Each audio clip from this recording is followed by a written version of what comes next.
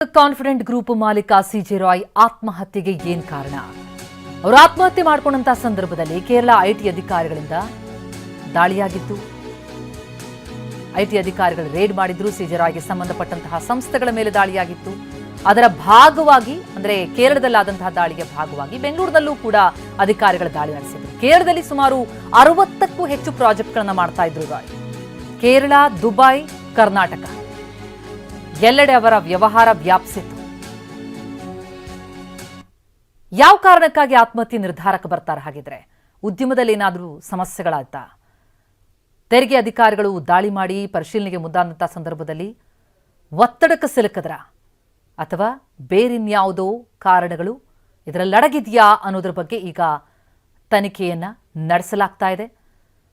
ಕೇರಳದಲ್ಲಿ ಅಲ್ಲಿರುವಂತಹ ಸಿಜೆ ರಾಯ್ಗೆ ಸಂಬಂಧಪಟ್ಟಂತಹ ಸಂಸ್ಥೆಗಳ ಮೇಲೆ ಅಲ್ಲಿನ ಐಟಿ ಅಧಿಕಾರಿಗಳು ರೇಡ್ ಮಾಡಿರ್ತಾರೆ. ಅದರ ಭಾಗವಾಗಿ ಬೆಂಗಳೂರಿನಲ್ಲೂ ಕೂಡ ಪರಿಶೀಲನೆ ನಡೆಯುತ್ತೆ. ಪರಿಶೀಲನೆಗೆ ಅಂತ ಬಂದಿದ್ರು ಆ ಸಂದರ್ಭದಲ್ಲಿ ಅಧಿಕಾರಿಗಳು. ಐಟಿ ದಾಳಿಯಿಂದ ಸಿಜೆ ರಾಯ್ ನೊಂದಿದ್ರು ಅಂತ ಸಿಜೆ ರಾಯ್ ವಕೀಲ ಪ್ರಕಾಶ್ ಅವರು ಟಿವಿ9 ಜೊತೆ ಮಾತನಾಡ್ತಾ ಹೇಳಿಕೆ ಕೊಟ್ಟಿದ್ದಾರೆ. ಕೇರಳದಲ್ಲೂ ರಿಯಲ್ ಎಸ್ಟೇಟ್ ಅನ್ನು ಆರಂಭಿಸಿದ್ರು. ಬೆಂಗಳೂರಲ್ಲಿ ಸರ್ಜಾಪುರದಲ್ಲಿ ಕಾನ್ಫಿಡೆಂಟ್ ಗ್ರೂಪ್ನ ಯೋಜನೆ ಇತ್ತು. ನಿನ್ನೆ ಬೆಳಗ್ಗೆಯಿಂದ ಅವರು ಕಚೇರಿಯಲ್ಲೇ ಇದ್ರು ಅಂತ ಮಾತನಾಡಿರುವಂತದ್ದು. ವಕೀಲರು ಏನ್ ಹೇಳಿದ್ದಾರೆ? ನಮ್ಮ ಪ್ರತಿನಿಧಿ ಮಾತನಾಡಿಸಿದ್ದಾರೆ, ಅವರನ್ನ ಕೇಳೋಣ. ಕಾನ್ಫಿಡೆಂಟ್ ಗ್ರೂಪ್ನ ಮುಖ್ಯಸ್ಥರಾದಂತಹ ಸಿಜೆ ರಾಯ್ ಅವರು ಇವತ್ತು ತಾವೇ ಕಟ್ಟಿ ಬೆಳೆಸಿದಂತಹ ಕಚೇರಿಯಲ್ಲೇ ಶೂಟ್ ಮಾಡಿಕೊಂಡು ಆತ್ಮಹತ್ಯೆಯನ್ನು ಮಾಡ್ಕೊಂಡಿದ್ದಾರೆ. ಈ ಸಂಬಂಧ ಮಾತಾಡೋಕ್ಕೆ ಅವರ ವಕೀಲರಾದಂತಹ ಪ್ರಕಾಶ್ ಅವರು ನಮ್ಮ ಜೊತೆ ಇದ್ದಾರೆ. ಅವ್ರನ್ನೇ ಮಾತಾಡಿಸ್ತೀನಿ. ಸರ್ ನಮಸ್ತೆ. ಯಾವಾಗ ಘಟನೆ ಗೊತ್ತಾಯಿತು ಸರ್ ನಿಮಗೆ? ಏನು ಅಂತ ಹೇಳಿದ್ರು?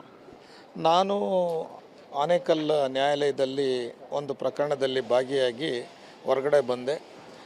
ನನ್ನ ಸ್ನೇಹಿತರಂತ ಇನ್ನೊಬ್ಬ ವಕೀಲರು ರವೀಂದ್ರ ಬಾಬು ಅವರು ನನಗೆ ಫೋನ್ ಮಾಡಿ, ಸರ್ ನಿಮ್ಗೆ ವಿಚಾರ ಗೊತ್ತಾಯ್ತಾ ಅಂದರು. ನಾನು ಯಾವುದೋ ಒಂದು ಭಾಳ ಸೀರಿಯಸ್ಸು ಪ್ರಕರಣದಲ್ಲಿ ಭಾಗಿಯಾಗಿ ಹೊರಗಡೆ ಬಂದಾಗ ಏನು ಅಂತಂದೆ.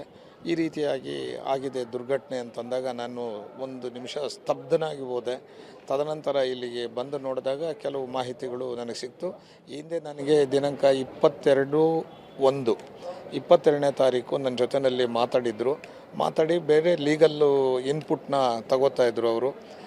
ನನಗೆ ಲೀಗಲ್ಲು ಇದನ್ನು ಆ ಯೂನಿಟ್ನ ನಾನೇ ನೋಡ್ಕೋತಾ ಇದ್ದಿದ್ದರಿಂದ ಲೀಗಲ್ಲಾಗಿ ನನ್ನನ್ನೆಲ್ಲ ಕೇಳ್ತಾಯಿದ್ರು.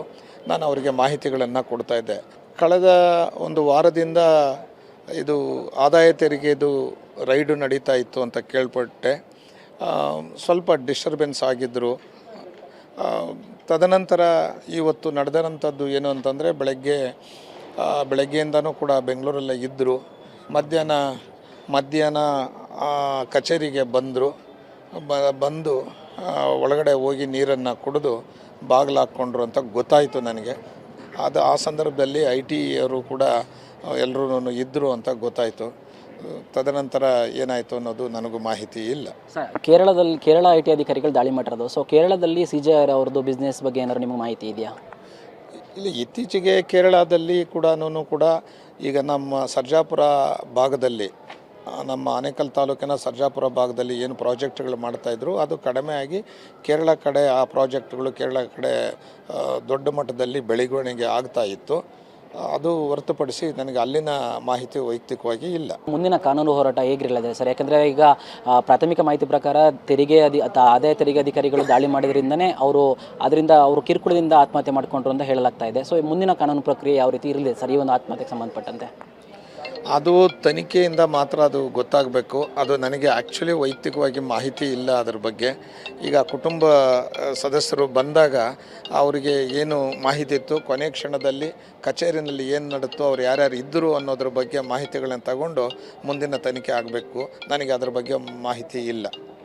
ಓಕೆ, ಇದಿಷ್ಟು ಸಿಜೆ ರಾಯ್ ಅವರ ವಕೀಲರಾಗಿರುವಂತಹ ಪ್ರಕಾಶ್ ಅವರ ಮಾತಾಗಿರುವಂಥದ್ದು. ಕ್ಯಾಮ್ರಾಮನ್ ರಘು ಜೊತೆ ಪ್ರದೀಪ್ ಚಿಕ್ಕಾಟಿ, ಟಿವಿ9 ಬೆಂಗಳೂರು.